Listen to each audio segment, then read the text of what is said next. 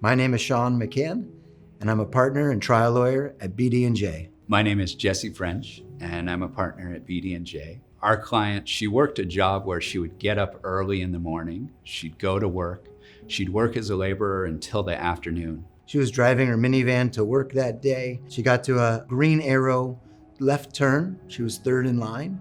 And as the cars in front of her moved forward and she began her turn, the defendant's commercial pickup truck ran the red light, kind of bounced off the car in front of her, and then crashed directly into the front end of her car. Our client's injuries from this crash, they included injuries to both of her knees. The impact to her vehicle was to the front of the vehicle, so the force was coming towards her knees as well as the front of her body. She was seen at the hospital and discharged the next day after some stitches over her knees. But when she actually sought orthopedic care and they actually x-rayed and did CTs of the knees, they did find a ligament damage which required some surgeries to both knees. And she had ongoing back pain and neck pain that she reported in the weeks and months following that she didn't have before. One of the obstacles the defense put forward was the type of collision.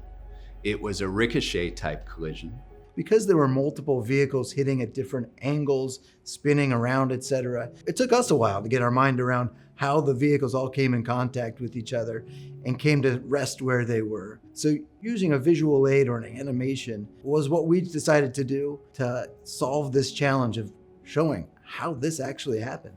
In the months leading up to trial, as negotiations stalled, it became pretty clear by the defendant's words and actions and implications that they thought that a Spanish-speaking Californian who worked in fields and a factory might not get the same amount of justice from a jury, and they weren't willing to pay that amount of money without going all the way to trial.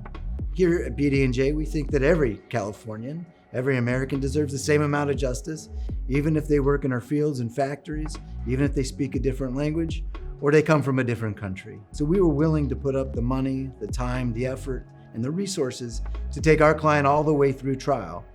And when the defense saw that in this case, things changed substantially. We delivered the animations to the defense along with some related expert materials as part of ongoing settlement discussions in the case.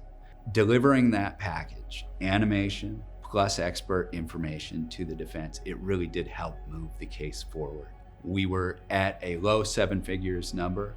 We ended up increasing the value substantially, where we were after that at a mid seven figures number.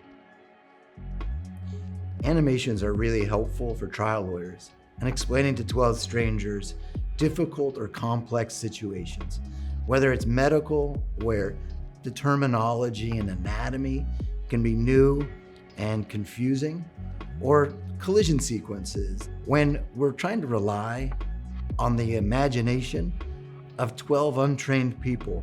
It's really helpful to really put it clearly and visually in their faces and assist the experts or eyewitnesses in explaining what happened using that visual.